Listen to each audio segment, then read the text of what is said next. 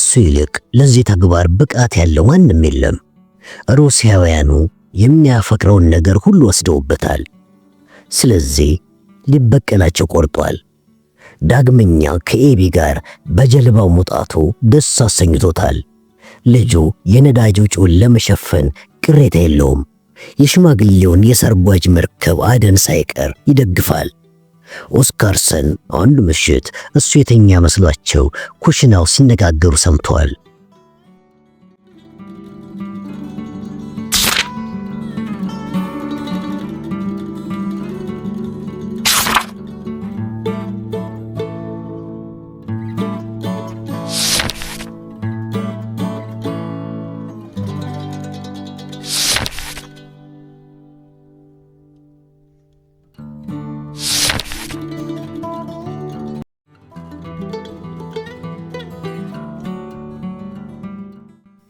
ዊሊ ዙሪያውን ሲመለከት ምንም ነገር አጣ። አጭሩ የባልቲክ ምሽት ያበቃው ገና ቅድም ቢሆንም ንጋት የመጣው ጭጋግን አዝሎ ነው። ነፋሱ ረገብ ብሏል። ዳሩ ግን ውሃው ገና ስላልረጋ ጀልባውን ያንገላታታል።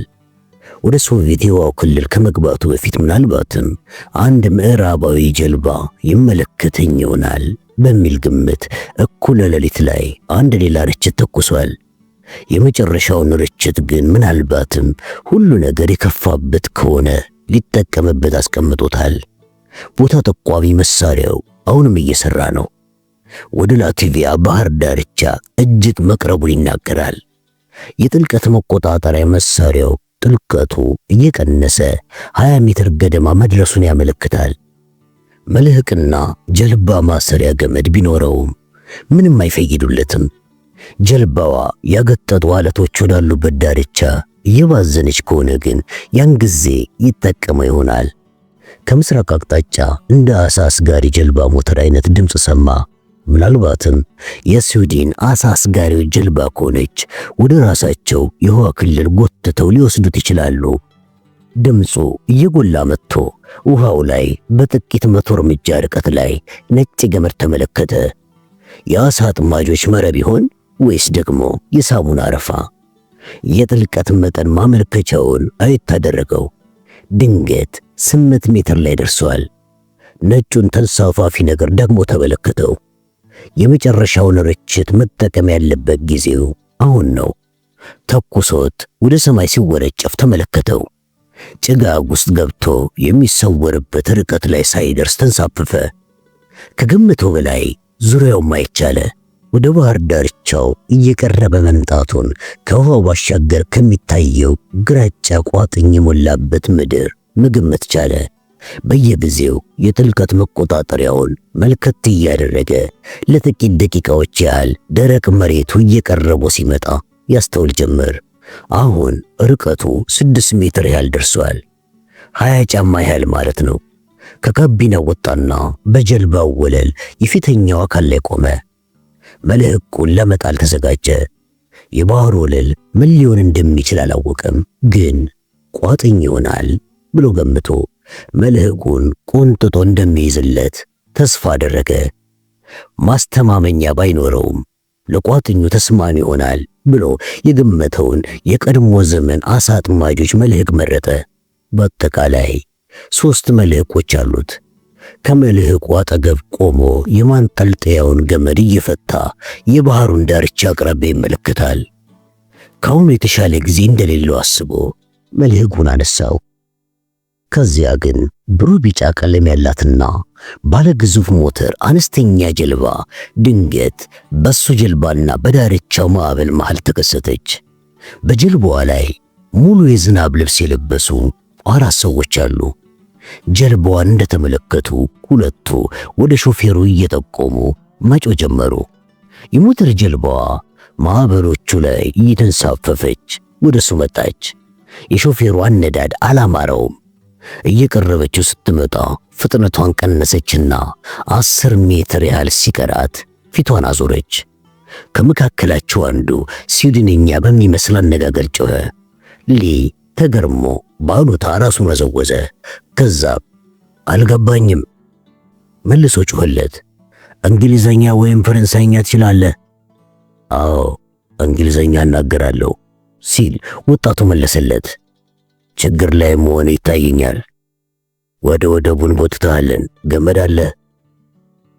አዎ መለሰ ሊ። ቆይ አንድ ጊዜ ቆየኝ። ወደፊት ተራምዶ ከመልህቁ ላይ ገመዱን ፈታና ለአንደኛው ጫፉን ወረወረለት። እሱም ገመዱን በራሳቸው ጀልባ በስተኋላ ካሰረው በኋላ ምልክት ሰጠው። ገመዱ ተወጠረ። ሊም ጀልባውን እነሱ ወደሚሄዱበት አቅጣጫ ለመምራት ቦታውን ያዘ። እንግሊዘኛ የሚናገር ሲቪል ሰው በማግኘቱ ደስ ብሎታል። እዚህ አካባቢ ያሉ ባለስልጣናት በቢጫ የመዝናኛ ጀልባ ይጓዛሉ ብሎ ማሰብ አቃተው። እነዚህን እንኳን ተናግሮ ማሳመን ሊሳካለት ይችላል። ከዳርቻው ትይዩ ለአንድ ሰዓት ያህል ጀልባው ስትጎተት ከቆየች በኋላ ወደ ትልቅ ሰርጥ የሚያስገባ የመሰለ ቀጭን መግቢያን አለፈች። ከገቡ በኋላ ወደ ሰሜን ተጠማዘው የሰርጡን መሃል ያዙ። አሁን ጭጋጉ እየገፈፈ መጥቷል። በሰርጡ ሽቅብ 2 ማይሎች ያህል ከተጓዙ በኋላ ብዙ የጀልባዎች የተወጠረ ሸራ መታየት ጀመረ። ከሳጥኑ ውስጥ ሌሎች ገመዶችን አውጥቶ ከጀልባዋ ኋላና ፊት አሰራቸው። በቅርብ ወደሚገኘው የጀልባ መናኸሪያ እየቀረቡ ሲመጡ ሌሎች የመዝናኛ ጀልባዎች ወደቡ ላይ ቆሞ ተመለከተ። 2 ሌሎች ሰዎች ገመዶቹን ለመቀበል ይጠብቁታል። የሞተር ጀልባዋ ፍጥነቷ ስትቀንስ ሌ ጀልባዋን ካጠገባቸው እየመራ አድርሷት ገመዶቹን ለሚጠብቁት ሰዎች ወረወረ። የሞተር ጀልባው ላይ ሆኖ የጠራው ሰው የወደቡ ጣውላ ላይ ዘሎ ወጣና እየሮጠ ወደሱ ከመጣ በኋላ እባክህን ጀልባ ላይ ቆይ፣ ከአለቃዬ ጋር ተነጋግሬ የሱን መመሪያ መቀበል ይኖርብኛል አለው። መልካም ሲል መለሰ ሊ። ከዛም እሺ ለራሴ ትንሽ ቡና ላዘጋጃ ታዲያ። ገመዶቹን የተቀበሉትን 2 ሰዎች ተመለከታቸው። ትንሽ ቡና ትፈልጋላችሁ እንዴ? እሱንም ሆነ ጀልባውን ለማወቅ የጓጉ ቢመስሉም ምንም ቃል አልተናገሩም። ምናልባትም እንግሊዘኛ ይናገር ይሆናል ሲል አሰበ። ሊ ወደ ታች ወርዶ ጀበናውን ጣደ። ቡናው እየፈላ ሳለ በአንድ አቅጣጫ ብቻ የሚያሳየው መስታወት በኩል ወደ ውጭ ይመለከታል። እሱ ወደ ውጭ መመልከት ቢችልም እነሱ ግን ወደ ውስጥ አይታያቸውም። ብዙም የሚታይ ነገር የለም። በውሃው በስተግራ አነስተኛ የመዝናኛ ባህር ዳርቻ ይገኛል። የተወሰኑ ሰዎች ትንንሽ ጀልባዎችን ለጉዞ ያዘጋጃሉ። ከወደቡ ጀርባ ያለው ምድር ከፍ እያለ መሄድ ነው። አንድ አቀበታማና በሳር የተሸፈነ መሬት ላይ እጅብ ብሎ የተሰሩ ዘመናዊ ሕንፃዎች ይታያሉ። የትንሽ ኮሌጅ ካምፓስ ይመስላሉ።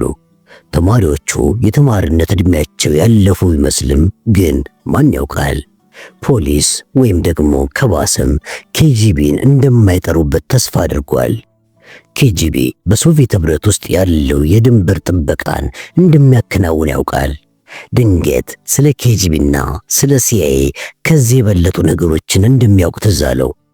አለቃቸው ሲመጣ የሚናገረውን አዘጋጅቶ ቢጠብቀው ይሻለዋል። እውነቱን ለመናገር ወሰነ። አዎ አብዛኛውን እውነት መናገር ያዋጣዋል። ከዚያም በሰላም መውጣት ከፈለገ ስለ ዋሽንግተን ወይም በምክር ቤቱ የስለላ ኮሚቴ ውስጥ ለሴናተር ካር ስለሚያገለግሉ መናገር አይኖርበትም። ይህንም ማድረግ በራሱ ላይ እንደ መጠምጠም ስለሆነ ከከፍተኛ ባለስልጣን ፊት መቅረብ አይፈልግም። እነዚህ ሰዎች የሚያውቀውን ለማወቅ ጉጉት ይኖራቸዋል። ለምሳሌ ስለ ሲአይኤ በጀትና ተልእኮዎች ብዙ ያውቃል። የዋና ዋና የሰራተኞችን ስሞችና ማዕረግ ያውቃል። የሶቪየት የስለላ ቢሮ ዳይሬክተሩን ጠንቅቆ ያውቃል። ትዛስ ባለው ከ3 ቀናት በኋላ ደግሞ ከሷ ጋር ኮፐንሃገን ላይ ቀጠሮ አለው። ቡናው ፈላ። ለራሱ ቡና ከቀዳው በኋላ ትኩስ ሆነበት። ገና ከሆኑ እያላበው ነው። የዝናብ ጃኬቱን አውልቆ በእጅጌው ፊቱን ጠራረገና ራሱን ለማረጋጋት አየር በረጅሙ ሳበ። ቡናውን ከብራንዲ ጋር ለመበረዝ አስቦቶ መጠጥ ከቀመሰ ብዙ ሊናገር ይችላል። በድፍረት ራሱን ሆኖ ቢገኝ ይሻለዋል። የተወሰነ ነገር ብቻ በመተው ባላዋቂነቱና በስንፍናው ስለገጠመው ችግር ብቻ ቢናገር ይሻለዋል። ለራሱ ሳቀ። ይህን ማድረግ አያቅተውም። ከውሃው ባሻገር ወደ ካምፓሱ ሲመለከት አንዲት የጎልፍ ጋሪ 2 ሰዎችን ጭና በኮረብታው ቁልቁል ወደ ወደቡ ስትመጣ ተመለከተ። ውሃው ዳር ቆመችና 2 ሰዎች አለቃውን ሊጠራ የሄደውን ወጣት አስከትለው ወደ ጀልባዋ መጡ። ሌ የቡና ሲኒውን ይዞ ወደ ጀልባዋ ወለል ወጣ። 2 ሰዎች ወደቡ ላይ ቆመው ጀልባዋን በጥንቃቄ ቃኟታል። አንደኛው ቀጭን ረጅም በ50ዎቹ የዕድሜ ክልል የሚገኝ ሲሆን መነጽር አድርጓል። ሌላው በ40ዎቹ መጨረሻ ላይ የሚገኝ ሲሆን በከፊል የሸበተ ፀጉር አለው። በቁመቱ ከመጀመሪያው ሰው ይበልጣል። መልከ መልካምም ነው። ሊ ይህንን ሰው የሚያውቀው መሰለውና ወዲያውኑ ሐሳቡን ሰረዘው። ላትቪያ ውስጥ ማንን ያውቃል? ረጅሙ ሰው ጀልባዋን ተመልክቶ ሲያበቃ ወደ ሊ በመዞር በሩሲያኛ ቋንቋ ያናገረው ጀመር። ሊ ስላልገባው ዝም ብሎ ይመለከተዋል። ሰውየው ደግሞ በስዊድንኛ ሞከረ። ሊ እጆቹን ዘረጋቸው። አዝናለሁ አለ። የምናገረው እንግሊዘኛና ፈረንሳይኛ ብቻ ነው። የትውልድ ሀገር ቋንቋ የትኛው ነው? ጠየቀው። እንግሊዘኛ ነው። አሜሪካዊ ነኝ። መልካም፣ በእንግሊዘኛ እንነጋገራለና ታዲያ አለ ሰውየው። ወደ ጀልባ እንወጣም ታዲያ? አዎ እባካችሁን እታች ደንቡና ልጋብዛችሁ። እናመሰግናለን። እሺ አለ ሰውየው። ሊ ተከትሏቸው ገባ። ዊል ይባላለሁ። በመኝታና በካርታ ጠረጴዛው መሃል ቆመው የጀልባውን ዙሪያ በጥንቃቄ ይመለከታሉ። እኔ ክራመር እባላለሁ አለ ረጅሙ ሰውዬ። እሱ ደግሞ ሚስተር ሜንዝ ይባላል። ጀበናው ገና አልበረደም። ትንሽ ጊዜ ጠብቁኝ እባካችሁን ተቀመጡ። 2 ሰዎች የጀልባዋን ውስጥ በዓይኖቻቸው መፈተሻቸውን ሳይተዉ ሳሎኑ ጠረጴዛ ዙሪያ ተቀመጡ። ይቺ በጣም ቆንጆ ጀልባ ናት ሚስተር ሊ አለ ክራመር። ሊ ክራመር ወደ ብሪታንያ ለዛ በጣም እንደሚያደላ አሰበ። አመሰግናለሁ፣ ግን የኔ ቢሆን ደስ ባለኝ ነበረ። ባለቤቷ አንተ አይደለህማ ታዲያ አለ ሜንዝ። ለመጀመሪያ ጊዜ መናገሩ ነበር። አይደለም፣ ለለንደን ተወላጁ ጓደኛዬ ከተመረተበት ከፊንላንድ ወደ ኮፐንሃገን እያደረስኩለት ነው። ጓደኛዬ ከዛ ተቀብሎኝ ወደ እንግሊዝ ይዞት ይሄዳል። ገባኝ አለ ክራመር። ታዲያ ወደዚህ እንዴት ልትመጣና እንግዳችን ልትሆን በቃ?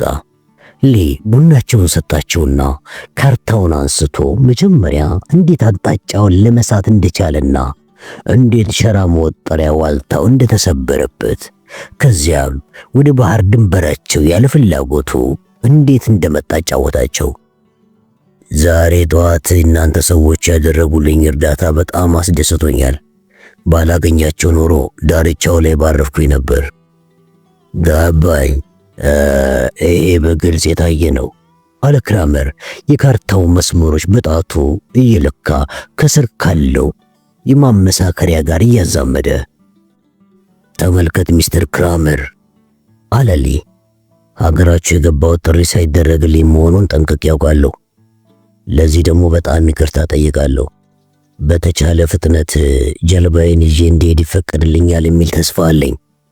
የጠላቂ ዋናተኛ ጭንብል መዋስ ብችል ገመዱን ከሞተሩ መዘወር ላይ ማላቀቅ እችላለሁ።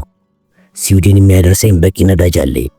በዚህ ጉዳይ ላይ ከፍ ያለ ቦታ መድረስ ባያስፈልግ ደስ ይለኛል። ጀልባዋ ልትወረስ እንደምችል ደግሞ ጠንቅቄ ያውቃለሁ። ይሄንን ግን ለባለቤትየው ማስረዳቱ ይከብደኛል። ልክ ወደ ውሃ ክልላችሁ ስገባ የመድን ዋስትናዬ ዋጋውን እንዳጣ ገምታለሁ።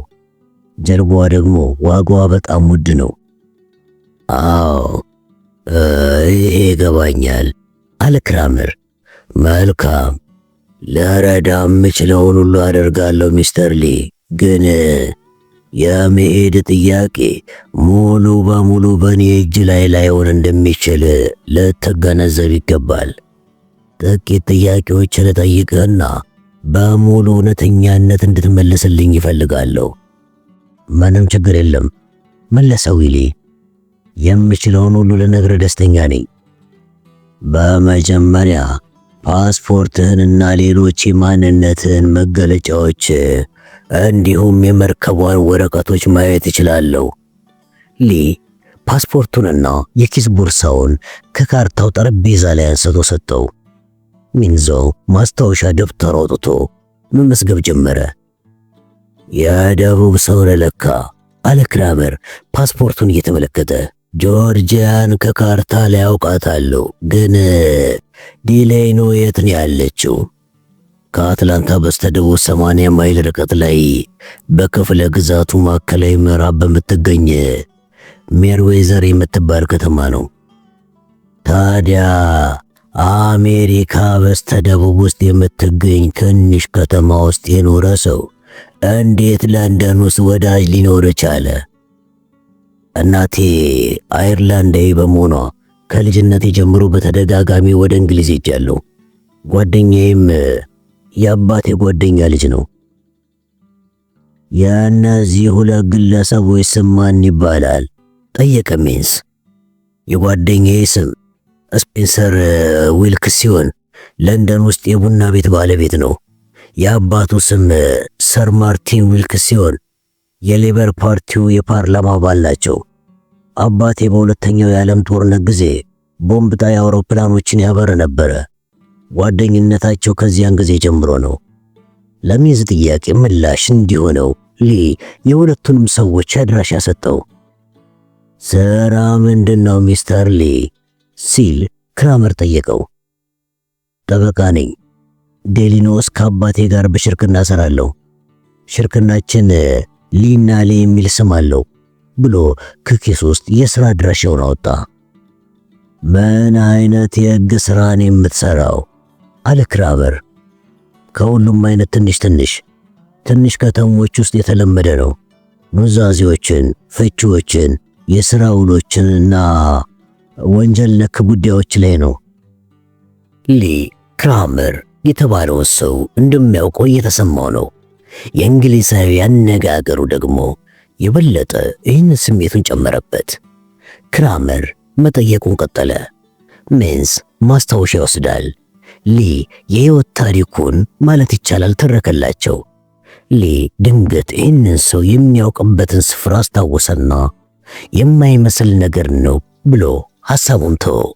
ዳሩ ግን ውይይታቸው እየቀጠለ ሲመጣ ይህን ሐሳብ መልሶ ቀየረው። ሰውየው የኬጂቢ አባል ነው። ሊ እውነታዎችን ብቻ ለመናገር ባገኘው ዕድል ተደስቷል። ፍርሃት እንዳይሰማው ገድቦታል።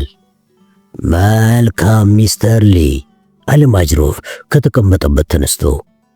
ለጊዜው ማወቅ የሚያስፈልገን ይሄ ብቻ ነው። ፓስፖርትንና ሌሎች የመታወቂያ ወረቀቶችን ወስድና ለአለቆች የተወሰኑ ስልክ ጥሪዎችን አደርጋለሁ። እስከዚያው አንድ ጠላቂ ዋናተኛ የሞተርህን መዘውር እንዲያጸዳልህ አደርጋለሁ። የነገርከኝ እውነት ከሆነ ቀጣይ እርዳታ ልናደርግልህ እንችል ይሆናል። በተናገርከው ላይ የምትጨምረው ነገር አለ? የለም አለ ሊ። ግን ልታስበው የምትችለውን አይነት ማንኛውንም ጥያቄ ለመመለስ ዝግጁ ነኝ። ስለ ራሴ የምለው ሁሉ ትክክለኛ መሆኑን ላረጋግጥልህ እወዳለሁ። በሀገሮቻችን መካከል ብዙ ያለመተማመን እንዳለ አውቃለሁ። ግን የነገርኩህ እውነት ነው። የምፈልገው መሄድ ብቻ ነው። እስኪ እናያለን አለ ማጅሮፍ ወደ ጀልባዋ ጋቢና ወጥቶ ወደ ጣውላ ላይ ወጣ። ከጀልባህ እንዳትወርድ ልጠይቅህ እፈልጋለሁ። ቦታው ይስማማሃል አይደል? የምትፈልገው ነገርስ አለ? በጣም ይስማማኛል፣ አመሰግናለሁ። ለብዙ ሰዓት ነቅቼ ስለቆየው እንቅልፍ ባገኝ እወዳለሁ። ማጅሮፍ መስማማቱን ራሱን ወዝውዞ ወደቡ ላይ መራመድ ጀመረ። ያን ጊዜ ነበር ሊ ያስጨነቁትን ሁለት ነገሮች የተመለከተው። ወደቡ መጨረሻ ላይ ጠመንጃ መሰል ነገር ያነገበ የታጠቀ ወታደር ቆሟል። ይሄ የኮሌጅ ካምፓስ አይደለም። ሌላው እይታ ደግሞ ከአንዲት ትንሽ ጀልባ የሚወጣ ሰው ነበር። ሊ ወደ ታች ወረደና የርቀት ማሳያ መነጽሩን ይዞ ተመለሰና ወደ ተመለከተው ሰው አነጣጠረ። በጣም ያውቀዋል። ሊ መነጽሩን ቦታው ላይ መለሰና በካርታው ጠረጴዛ ላይ ዘፍ ብሎ ተቀመጠ። ማጅሮፍን ኬት አሳይታው ከነበረው ፎቶግራፍ ላይ አስታውሶታል። ነገር ግን ስቶክሆልም ላይ ያገኘውን የኒውዮርኩን ካርል ስዌንሰንን እዚህ ቦታ ላይ ማግኘቱ እጅግ ገርሞታል። ማጅሮቭ የኬጂቢ አባል ከሆነ ስዌንሰን ሰላይ ነው ማለት ይሆናል። ታዲያ የመጣው የት ስፍራ ላይ ነው? ስቶክሆልም ውስጥ ያለውን የዋናውን ቤተ መንግሥት ስዕል መልከት አደረገና ከካርታው ጠረጴዛ ስር አስገባው። አሁን ይህንን ስዕል ዳግመኛ ሲመለከተው ሌላ ነገር ተመለከተበት። በሳሎኑ ሶፋ ላይ ጋደም ብሎ ትራስ ደገፍ አለ። እዚህ ስፍራ ውስጥ በተገኘበት አጭር ጊዜ ውስጥ ከመጠን ያለፈ ብዙ ነገር ተመልክቷል። ከዚህ በላይ ምንም ነገር መመልከት አልፈለገም።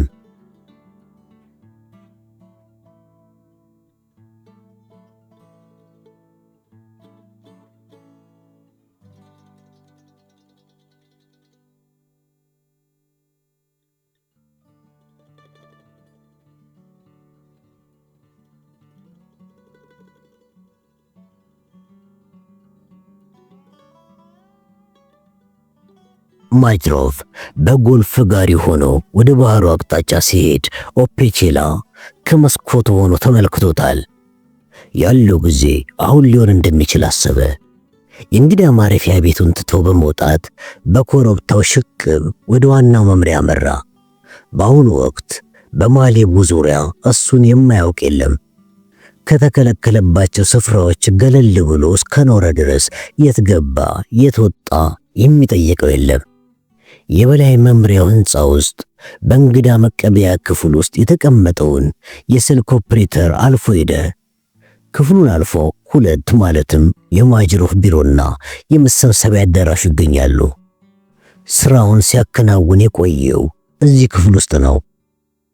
እንደምን አደርሽ የኔ ውድ አለና የስልክ ኦፕሬተሯን በፈገግታ ተመልክቷት ማጅሮቭ አለ እንዴ ሲል ጠየቃት። አሁን የለም ሚስተር ኦፔቼላ አለች ሴቲቱ ለፈገግታው አጻፌታውን እየመለሰች። ባህሩ ላይ ነው እንዴ? በዚህ አይነት 3 ጀልባ ይዞ ሊወጣ ነው? ታዲያ የጥሩ ሐሳብ አይደለም ነው እንዴ? አይደለም፣ እንደ እውነቱ አንድ ሌላ ሀገር ጀልባ በመምጣቱ ከካፒቴኑ ጋር የሚነጋገር እሱ ነው። መቼ እንደሚመለስ ግን እርግጠኛ አይደለሁም። ችግር የለም መለሰ ኦፔቼላ።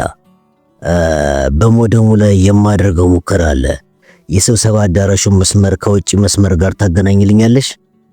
አዝናለሁ ሚስተር ኦፔቼላ አለች ልጅቷ። ከውጪ መስመር ጋር ከማገናኘቴ በፊት ከማጅሮቭ ፍቃድ ማግኘት አለብኝ። እንዴታ አለ ልቡ እየደለቀች። ጥሪ ማድረግ ፈልጌ ሳይሆን የሞደም መስመሩን ለመሞከር ያህል ነው። ከፈለግሽ ማዳመጥ ትችያለሽ ብሎ ማራኪ ፈገግታውን ለገሳት። አንድ ቃል አልተነፈሰም። ቃል ገባልሻለሁ። እሺ ማዳመጥ ከቻልኩኝ እሺ ይሁን። ኦፔቼላ በሩን ሳይዘጋ ወደ ስብሰባ አዳራሹ ገባ። የመዛግብት መላኪያ ፕሮግራሙን የያዘ ፍሎፒ ዲስኩን ከሻንጣ ወጣና ወደ ኮምፒውተሩ አስገባው። ካጠገቡ ያለውን የጠረጴዛ ስልክ አንስቶ አላቀቀውና የማገናኛ መሳሪያ አውጥቶ በቀጥታ መስመሩን ከኮምፒውተሩ ጋር አገናኘው።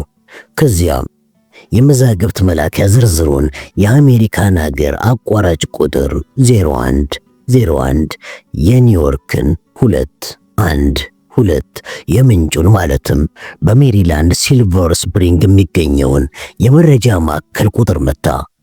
ከመዛግብት መላኪያ ፕሮግራሙ በመውጣት በዚያው ዲስክ ላይ አዲስ ፋይል ከፈተ። ከዚያም ቀጣዩን ጽሑፍ ጻፈ። የኔ ውድ የምገኘው በባልቲክ የባህር ዳርቻ ላይ በሚገኝ ከመጠን ያለፈ ቅንጦት የሞላበት ተቋም ውስጥ በብዙ መልከ መልካምና የስፖርት ተክለ ቁመና ባላቸው ወንዶችና ሴቶች ተከበቤ ነው። እኔ ወደ ሮም እመለሳለሁ እያልኩ ቢሆንም አስተናባሪ ግን እንድቆይ ሙጥኝ ብሎ ይዞኛል። እዚህ በጀልባ መዝናናትና መዋኘት ይቻላል። ፀሐይዋም ግሩም ነች። አስተናባሪም የተለመደ እንግዳ ተቀባይነቱ አልተለየውም። ግን አሁን በጣም ስራ ይበዛበታል። አግኝተሽው ይህን ንጹህ ቦታ ብትመለከቺ ደስ ይለኛል። ብዙ ልነግርሽ የምፈልገው ነገር ቢኖርም እስከምንገናኝ መቆየት ይኖርበታል። ይህን ጊዜ ናፍቄዋለሁ። የዚህም ማስታወሻ ልቅና ባዶነት ተመልክተሽ እንዳትቀየሚ። ግን በዚህ ወቅት ከዚህ በላይ ምንም ላደርግ አልችልም። ኦፔቼላ ፋይሉን ዘግቶ የመላኪያ ፕሮግራሙን ዳግመኛ አስነሳው። እሺ አለ ወደ በሩ ፊቱን አዙሮ። አሁን መስመሩን ልቀቂልኝ። ለቅቄዋለሁ ብላ ከመስመሯ ላይ ተነስታ ክፍሉ በር ላይ መታቆመች። ምንድን ነው የምትሞክረው? የአዲሱን ኮምፒውተር ሞደም ግንኙነት መስመር ብቃቱን ለመፈተሽ ያህል ነው ብሎ ምንጩን የመረጃ ማዕከል ከፈተው። ሰሚ አላት ልጅቷን። ራሱን ሲፈተሽ ልታዳምጪ ትችያለሽ። ኮምፒውተሩ ላይ ከሚገኝ የድምፅ ማጉያ በመጀመሪያ የመደወያ ቶን፣ ከዚያ ደግሞ ቁጥሮች ሲደውሉ ድምፅ ተሰማና ጸጥ አለ። ይህ ማለት ኮምፒውተሩን እየሰጠው ነው ማለት ይሆናል። ከፊት ለፊቱ ባለው የኮምፒውተር ስክሪን ላይ ወደ ምንጩ እንኳን ደህና መጡ የሚል ጽሑፍ ታየ። ኦፔቼላ በቶሎ የኮንትሮል ቁልፉን ተጭኖ ፊደል ፒን ነካና መጻፍ ጀመረ። አዲስ ፋይል። የአዲሱ ፋይል ስም ኮምፒውተሩ ጠየቀው። ኬት። ስክሪኑ ባዶ ሆነ። የኮምፒውተሩን ኢንተር ቁልፍ ተጫነና ጻፈ። ለኬት የሚላክ። ፋይሉ ሲላክ ከዋናው የኮምፒውተሩ የመረጃ ማከማቻ አንድ ድምፅ ተሰማ። በአሜሪካ የግንኙነት ሳተላይት በኩል ያለፈ መረጃ ካሊቡ ከሚገኘው ይህ ኮምፒውተር በመነሳት ሜሪላንድ የሚገኝ ኮምፒውተር ደረሰ። ከዚያም ኦፔቼላ ፒ ፊደልን ተጫነና ወደ ማቆሩ ተመለሰ። ጻፈ። ውጣ እየመጣው ነው ብሎ መድረሻ ኮምፒውተሩ መልእክት ላከ። ተገናኝተው የቆዩበት ጊዜ 25 ሰከንዶች ካለ በኋላ ደግሞ ባዶ ሆነ። ኦፔቼላ የራሱ ኮምፒውተር ላይ የሚከተሉን ጻፈ። ኬትን ደምስሰው፣ ፋይሉ ተደምስሷል ሲል ኮምፒውተሩ መለሰ። ተሳክቶለታል። ያደረገውን የሚያሳይ ምንም ፍንጭ አልተወም። በፋይሎች ውስጥ የወረራውን እቅድ አስመልክቶ መረጃ መላክ ፈልጎ ነበር። ግን ሶቪየቶች ምን አይነት የጠለፋ ማጣሪያ መንገድ እንዳላቸው አያውቅም። ጎበዝ ከሆኑ ከማሊቦ ወደ አሜሪካ እንደደወለ ማወቅ ይችላሉ። ግን ደግሞ ይህ ክስተት በየቀኑ የሚፈጠር ሊሆን ይችላል። በጣም ጎበዝ ከሆኑ ደግሞ መልእክቱን ሊያገኙት ይችላሉ። አትኩሮትን የማይቀሰቅሰውንና የማያስጠረጥር ቢሆን ብሎ ተመኘ። በቃ ይሄው ነው ጨርሻለሁ አላት ለልጅቷ። ሁሉ ነገር ተስተካክሏል። ጥሩ መለሰች ልጅቷ። ወይ ሚስተር ኦፔቼላ ከኦልጋ ጋር መሆን ከሰለቸ እባክህን ንገረኝ እሺ? የኔ ውድ እንዴት አስደሳች ሐሳብ ነው እባክሽ አለና በዚያ ተማመኝ ከተቀመጠበት ተነስቶ የሥራ ቦታውን አሰነዳዳ። አሁን ፀሐይዋ ብርሃኗን በመስኮቶቹ አሳርፋ ፈንጥቃለች። አየሩ እየተስተካከለ ይመስላል። ዋና ልዋኝ መሰለኝ። አብረን እንዋኝ እንዴ? ብችል በጣም ደስ ይለኝ ነበረ አለች። በቃ ሌላ ቀን እናደርገዋለን። ከክፍሉ መውጣት ጀመረና ቆመ። እስኪ ንገረኝ የኔ ቆንጆ፣ እዚህ ያለው የኮምፒውተር መስመር ቁጥርና የሀገሪቱ መለያ ቁጥር ስንት ነው? ማጅሮፍ የሞደም ግንኙነት መስመሩን ከዚያኛው ጫፍ እንድሞክር ጠይቆኛል። ቁጥሩን ፈልጋ ማስታወሻ ላይ ጻፈችለትና ሰጠችው። እጇን ሲስማት ተሽኮረመመች። ከህንፃው ወጥቶ ሄደ። ጀንበሯ ብቅ ጥልቅ ትላለች። ሰማዩ የጠራ ነው። የማጅሮፍ የጎልፍ ጋሪ በሰው ሰራሽ ሐይቁ መግቢያ ላይ እንደቆመች ነች። ወደ ማረፊያው ተመልሶ የሆነ ልብሱን ለወጥና ወደ ባህር ዳርቻው ፎጣውን ይዞ ሄደ። በጣት የሚቆጠሩ የማሊብ ወጣት ወንዶች ፀሐይ ይሞቃሉ። ከነሱ ፈንጠር ብሎ ፎጣውን ዘረጋና ተቀመጠ። ምንድነው ነገሩ አለ ወደ ባይተዋሯ የመዝናኛ ጀልባ እየጠቆመ። አንድ ጀልባ መንገድ ስታ ነፋስ ይዟት መጥቶ ነው። ጀልባውን ጎትቶ ያመጣው ሰው እንደሚለው ከሆነ ደግሞ ሰውየው እንግሊዛዊ ወይም ደግሞ አሜሪካዊ ሳይሆን አይቀርም። እስኪ ገምተው አለ ኦፔቼላ። ስንት ሰው ይዛለች? ብቻውን መሰለኝ። ቀውስ መሆን አለበት። ኦፔቼላ ክርኖቹን ተደገፈና ወደ ባህሩ ተመለከተ። ጀልባዋ ላይ አልፎ አልፎ አይኖቹን ይጥላል። አንድ የታጠቀ ወታደር መጣና በባህር ዳርቻው መግቢያ ላይ ዘብ ቆመ። በመጨረሻ ማጅሮፍና ጆንስ የተባሉ ሰው ጀልባዋን በመተው በኮረብታው ሽቅብ የጎልፍ ጋሪውን ተሳፍሮ መጡ። ኦፔቼላ ተነስቶ ወደ ማረፊያው አመራ። ከዚያ ሆኖ የባህሩ ዳርቻ ይታየዋል። ሲኒ ቡና ይዞ በረንዳው ላይ ተቀመጠ።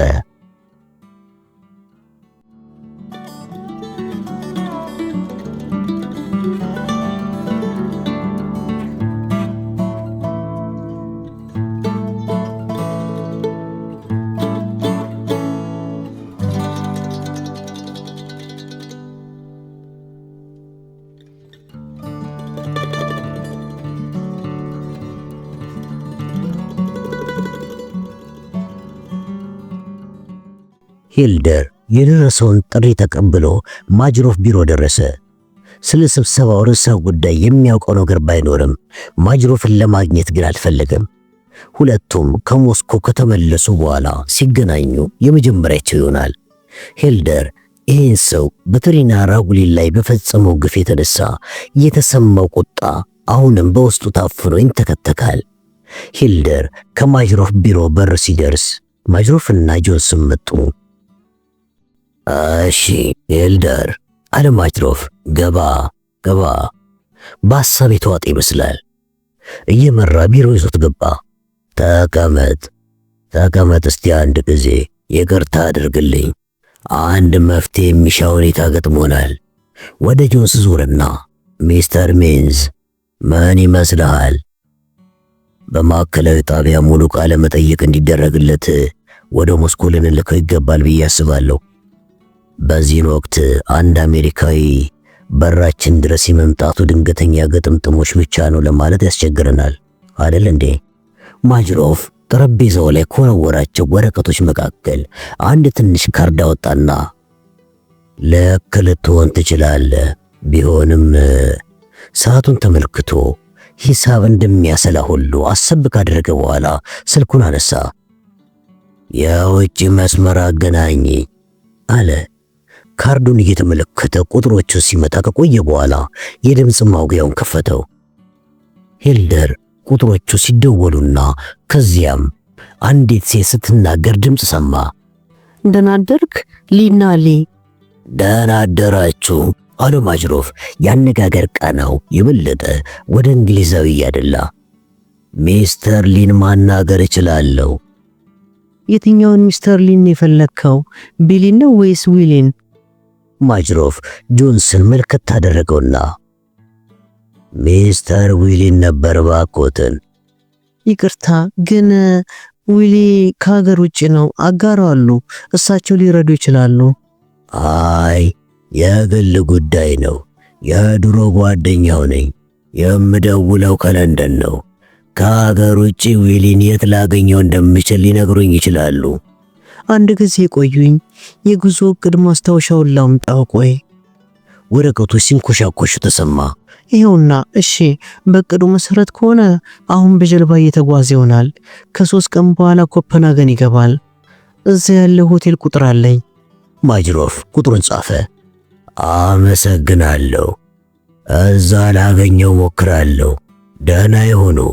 ስልኩን ዘግቶ ካርዱን እየተመለከተ በሐሳብ ተውጦ ቆየ። ሂልደር ዊሊ በሚለው ስም ተገርሞ መናገር ተስኖታል። ይሄ ማረጋገጫ ሊሆን አይችልም አለ ጆንስ። ሰላይ ከሆነ ሽፋን ማበጀት ቀላል ነው። ኮፐንሃገን የሚገኘው ሆቴልን በስሙ የተያዘ ክፍል እንደሚኖረው አያጠራጥርም። ጠረጠር የለውም አለ ማጅሮፍ። ግን ሌላ ነገርም አለ።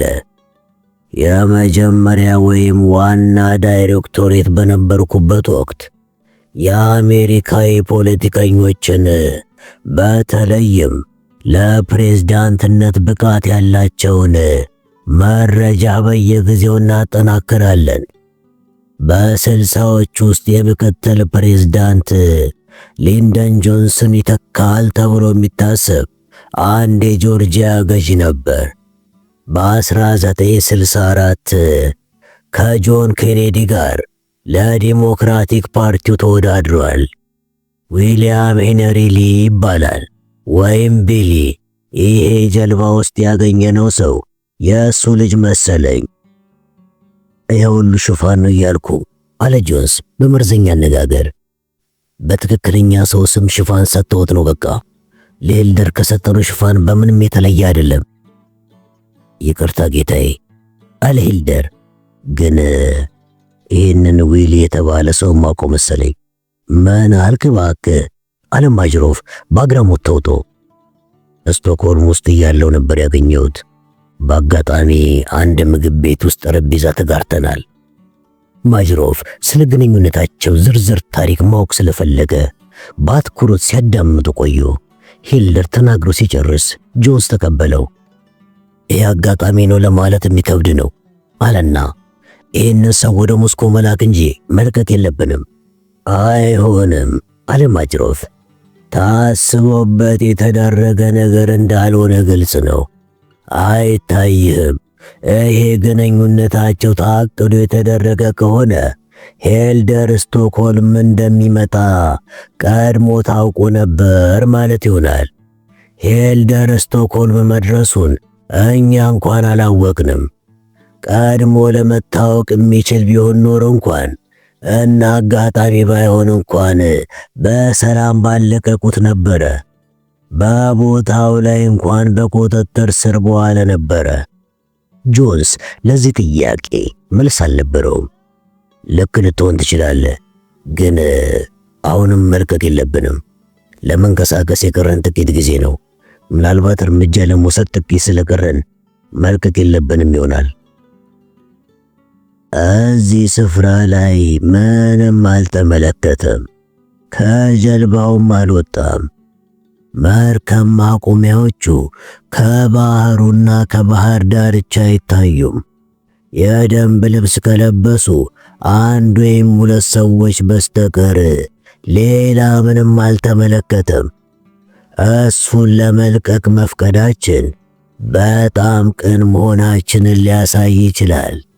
የአንድን አሜሪካዊ ፖለቲከኛ ልጅ ይዞ መቆየቱ አላስፈላጊ ውስብስብነትን ሊፈጥር ይችላል ብሎ ማጅሮፍ በመዳፉ ጠረጴዛውን መታው። አይሆንም። አዎ ዛሬውኑ ከዚህ እናስወጣዋለን። ራሴ ያደርገዋለሁ። መጀመሪያ ግን ሂልደርን ማናገር ይኖርብኛል። እባክህን ጆንስ ይቅርታ ያደርግልኝ። ጆንስ ራሱን እየወዘወዘ ወጥቶ ሄደ። ማጅሮፍ ፊቱን ወደ ሂልደር አዞረ። ጃን ነገ እንሄዳለን። ሂልደር አይኖቹን አርከበከበ። ነገ ቀደም ብሎ ሳይነገረኝ? ማጅሮፍ ፈገግ አለ። አይደለም፣ ቀደም ብሎ ከዚህ በፊት ሊገለጽልህ አይችልም። ለብዙ ሳምንታት ለተከታታይ ልምምድ በሚል ሰበብ ሰራዊቶችንና ስንቅን እንዲሁም ትጥቅን ወደ ባልቲክ ግዛት ስናስገባ ቆይተናል። የስለላ ኃይላችን እንደሚናገረው ከሆነ የምዕራባውያኑ ኃይላት በእነዚህ እንቅስቃሴዎቻችን አልተደናገጡም። ማለትም በስዊድንም ሆነ በሌሎች ስፍራዎች ምንም አይነት ያልተለመደ ቅድመ ጥንቃቄዎች አልተወሰዱም። ሁኔታዎች ለተልኳችን ፍጹም የተመቻቹ ናቸው። አንተ ደግሞ የኔ ልጅ የጠቅላላውን ዕቅድ ዋና ተልኮ የተሸከምክ ነህ። ጌታዬ አለ ሂልደር ስለ ትሪና ራጉሊን ሙሉ በሙሉ ዘንግቶ። በተፈጠረው ሁኔታ በጣም ተገርሟል። ማጅሮፍ ከጠረጴዛው በስተጀርባ ወደሚገኝ ማብሪያ ማጥፊያ በመሄድ ሲነካው ግድግዳው ላይ የተሰቀለውን ካርታ ብርሃን ሞላው። ካርታው ላይ የሚታየው የስቶክሆልም መቃረቢያን እያመለከተው እዚህ ስፍራ ላይ ሄልሲንኪ ስቶክሆልም የጓዝ ማመላለሻ ጀልባ ተከትለ በቀድሞ ተልኮ ጊዜ የሄድክበትን መስመር ሳትለቅ ትጓዛለህ። ከቀድሞ የሚለየው አሁን የዊስኪ ደረጃ ሰርጓጅ መርከቧ አዛዥ መሆንህ ብቻ ነው። መርከቧን ተከትለ የጥቂት ኪሎ ሜትሮች ርቀትን እስከዚህ ነጥብ ድረስ ትሄዳለህ። ዝም ብሎ ትንሽ ቆየና እዚህ ስትደርስ ሰርጓጇን ወለሉ ላይ ታሳርፋለህ። ከባድ ድንጋጤ ሊፈጥርበት ቻለ። ባህር ወለል ላይ ጌታዬ? ሆን ብዬ አንድን የሰርጓጅ መርከብ አዛዥ የቅጣት ግዳጅ ላይ ለማስቀመጥ ከዚህ በለጠ ፈጣን መንገድ የለም። ጉሺ የተባለ የክፍል ጓደኛው ይህንኑ አድርጎ እንደነበር አስታወሰ። አሁን በማሊቡ የሰርጓጅ መርከብ ማቆሚያ ውስጥ ደስተኛና ወፍራም ሆኖ ይኖራል። ከዚያም አለማጅሮፍ ከዚያም የምታደርገው የሚከተለውን ይሆናል።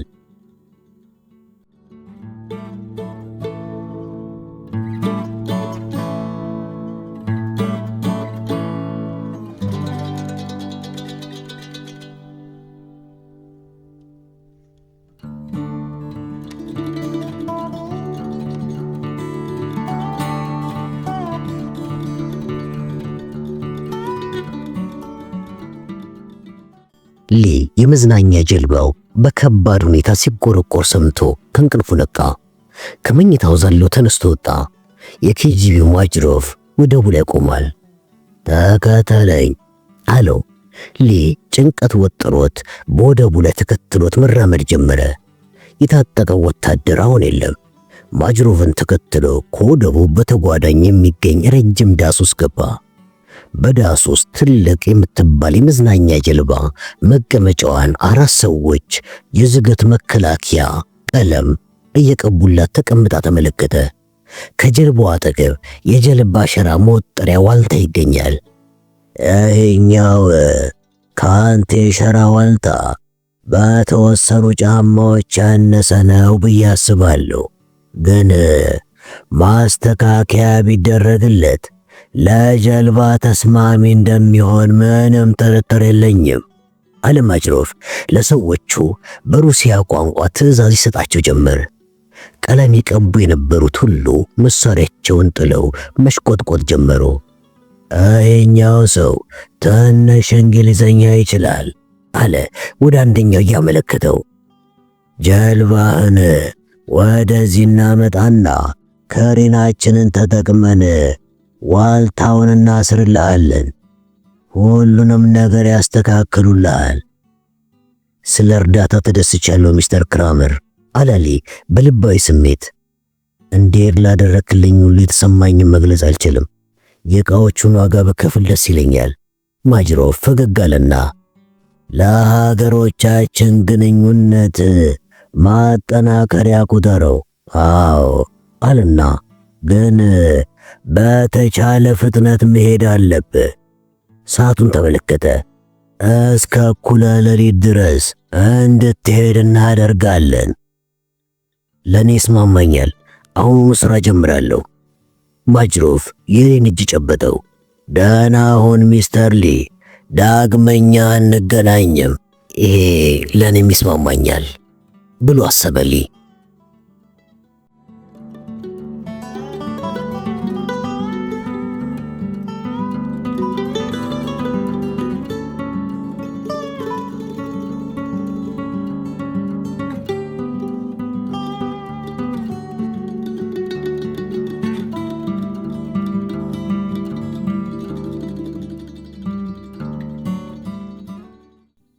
ሮል ምንጩን ዳግመኛ ከመመልከቷ በፊት ለስራ እስክትዘጋጅ ድረስ ጠበቀች። ኮፒቼላ ሴክሬተሪ ጸሐፊ የገረማትን የስልክ ጥሪ ደርሷታል። ሴትየዋ እንዳለችው ቀጠሯቸው ላይ መገኘት እንዳልቻለና ለመዘግየት መገደዱን ነው። ይህን የተመለከተችው ብዙም ውጤት እንዳላገኘና ተጨማሪ ጊዜ እንደሚፈልግ አድርጋ ነበረ። ምናልባትም ስለ ተልኮ ያለውን ሐሳብ ለውጥ ይሆናል። ምናልባትም ሁኔታውን ሲመለከተው ማጅሮፍ መደናገጥም ፈጥሮበት ሊሆን ይችላል። ቢሆንም ምንጭ ውስጥ ያለውን የኦፔቼላን ፋይል በቀን 2 ጊዜ ተመረምረዋለች። ምንም ነገር የለም። አሁን ጥናት ክፍሏ ውስጥ ተቀምጣ ኮምፒውተሯን አስነሳችና የኦፔቼላን የይለፍ ቃላት ተጠቅማ ከምንጩ ጋር ተገናኘች። ወደ ምንጩ እንኳን ደህና መጡ አለ ኮምፒውተሩ። ዶሴዎቹን እንዲያሳያት በጽሑፍ አዘዘችው። ከዚህ በፊት የተመለከተቻቸው ዶሴዎች ናቸው። መጨረሻ ላይ ግን ኬት የሚል ዶሴ አየች። ተሳክቶላታል። በፍጥነት መልእክቱን አነበበችው። እንዳይታወቅበት መፍራቱ በግልጽ የሚያሳይ ጽሑፍ ነው። ፖስት ካርድ መሰላት። ቢሆንም ግን ከማጅሮፍ ጋር መሆኑንና ባልቲክ ውስጥ አንድ ነገር እየተደረገ እንደሆነ በግልጽ የሚያሳይ ሆኖ አገኘችው። መልእክቱን በወረቀት አትማ ከምንጭ ወጣቸው። ላንግሊ እስከምትደርስ ድረስ በኋላ መስታወት ስትመለከት ብትቆይም የሚከተላትን ሰው አጣቸው። ባለፉት ጥቂት ቀናት ውስጥ 1-2 ጊዜ አይተዋለች። ግን ባልተለመዱ ጊዜያት በተመቸው ጊዜ ብቻ እየተከታተላት መሆኑ ታውቋታል። እየዘነበ ነበረ። ስለዚህ በድርጅቱ የመሬት ስር መኪና ማቆሚያ ውስጥ መኪናዋን አቆመችና ሞተሩን አጠፋቸው። ከመውጣቷ በፊት ግን የጎን በሩ ተከፈተና ኤድራውልስ ገባ።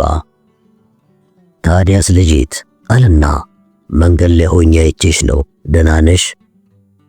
አስፈሪ ነገር ነው ኤድ። ነገሮች ትክክል መሆናቸውን እያረጋገጥኩ ነው፣ ግን ማንንም እርምጃ እንዲወስድ ለማስገደድ አልቻልኩም። ማጅሮፍ በስፔትናስ ኮማንደርነት መሾሙንና ከባልቲኩ ስለተከማቸው ሰራዊት ገለጸችለት። ልክ ነሽ አለና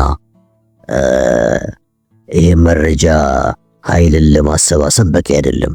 ታዲያ ምን አይነት እርምጃ እንዲወሰድ እንደምትፈልጊ ንገሪኝ እስቲ። ከዚህ በፊት የተልእኮች ክፍል መረጃ የሚያሰባስቡ ሰዎችን እንዲያሰማራ ፈልጌ ነበር። ሶቪየቶች እያደረጉ ያሉት ከታወቀ ለማስቆም ሊጠቅም ይችላል ብዬ ነበረ። አሁን ግን ጊዜው ይሄንን ለመመለስ የዘገየ ይመስለኛል። ጊዜ ሳያባክኑ አሁኑን የሚንቀሳቀሱ ይመስለኛል። አሁን መደረግ ያለበት ተመራጩ ነገር ምን መሰለ? ነገሩን ወደ ፕሬዝዳንቱ በመውሰድ ስዊድኖች እንዲያውቁት ማስጠንቀቂያ እንዲላክ ማድረግ ነው። ወይንም ማድረግ አለበለዚያ ደግሞ በቀጥታ ለስዊድን ጠቅላይ ሚኒስትር ደውሎ እየተደረገ ስላለው ነገር ማሳወቅ ነው። ማለት አንቺ እየተደረገ ነው ብለሽ ስለምታስቢው ነገር? አዎ አመሰግናለሁ ኤድ። ቀዝቃዛ ውሃ እንድትሸልስብኝ ነበር የምፈልገው። ሶቪየቶች እርምጃ ሊወስዱ ነው ብለሽ ያሰብሽው ለምንድን ነው? አዲስ ነገር ደርሶሻል እንዴ? አንገቷን በአዎንታ ወዘወዘች። ማጅሮፍ ካምፕ ውስጥ አንድ ሰው አለኝ። የራውልስ ቅንድቦች ሽክብ ተለጠጡ። ምን አልሽ? የፔችላን ደብዳቤ ከቦርሷ አወጣችና ጣሊያናዊ ማጅሮፍ ዘንድ ስለመሄዱ አጫወተችው። መልእክቱም እንዴት እንደመጣ አብራራችለት። ራውል ሳቅና ወይ ጉድ፣ ግሩም ነው። ሩሲያ ውስጥ ሰላይ ማሰማራትሽን ሳይመን ቢያውቅ በጣም ነው የሚናደደው። መልእክቱን አነበበው። ይህ ሰው በጣም ፈጣንና ደፋር ነው። ይህ ደብዳቤ ግን የሚያረጋግጠው ነገር የለም።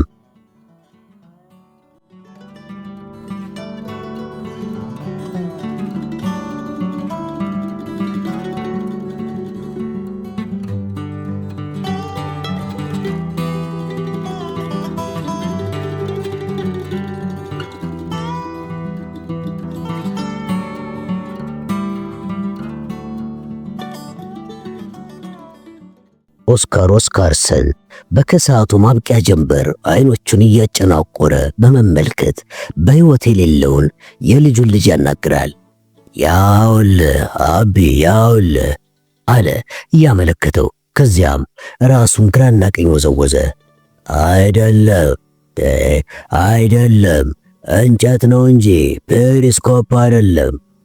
የልጁ ንብረት በሆነው ዘመናዊ ባለ 8 ሜትር የሞተር ጀልባ በግማሽ ኃይል ብቻ በ25 ኖት ፍጥነት እየተገፋች ትጓዛለች። ጀልባዋ በሙሉ ኃይል 40 ማይል በሰዓት መሄድ እንደምትችል ኦስካርሰን ጠንቅቆ ያውቃል፣ ሞክሯታልም። ሁሉም ይመለከታሉ አቢ አሉ ሽማግሌው። ግን እናገኘዋለን፣ እዛ ነው ያለው። እኔ እናንተ እናገኘዋለን። ልጁ መኖሪያ ቤት አካባቢ ያለው የውሃ ክልል ባለፉት 2 ሳምንታት ውስጥ ስራ በዝቶበት ነበር የቆየው። መጀመሪያ በሮያል የባህር ኃይሉ የአሰሳ ጀልባዎች፣ ከዚያ ደግሞ ትንሿን ሰርጓጅ ፍለጋ፣ ከዚያ ደግሞ ይህ ተስፋ ሲያስቆርጣቸው የመዝናኛ ጀልባቸውን ይዘው ሲያጨናንቋቸው ቆይተዋል። አንድ ሰርጓጅ መርከብን በተመለከተ ቁጥር ፔሪስኮፑን አብረው ያስተውላሉ። ይሄ የቅርብ ጊዜ ሰርጓጅ በታየበት ጊዜ ባህር ኃይሉን ይዘነዋል ብለው አስበው ነበር። ግን እንደ ሌላ ጊዜ ሁሉ ምንም ውጤት ሳያገኙበት ቀሩ። ሩሲያውያኑ ዳግመኛ እነሱን ማታለሉ ተሳክቶላቸዋል። ከ1981 የዊስኪ ኦን ዘ ሮክ ገጠመኝ በኋላ ከሰርጓጆቹ አንዳቸውም አልተያዙም። ሹፌሮቻቸውም ተገድለው ወይም ፎቶግራፍ ተነስተው አያውቁም። ግን ሩሲያውያን መሆናቸውን ሁሉም ያውቃል። ከመዝናኛ ጀልባዎቹ መሃል ከሮያል ባህር ኃይሉ አባላትም በላይ ፔሪስኮፑን ከሩቅ ተመልክቶ መለየት የሚችለው ከኦስካርሰን ሌላ ማንም የለም። ከሱ ይልቅ ለዚህ ተግባር ብቃት ያለው ማንም የለም። ሩሲያውያኑ የሚያፈቅረውን ነገር ሁሉ ወስደውበታል። ስለዚህ ሊበቀላቸው ቆርጧል። ዳግመኛ ከኤቢ ጋር በጀልባው መውጣቱ ደስ አሰኝቶታል። ልጁ የነዳጅ ወጪውን ለመሸፈን ቅሬታ የለውም።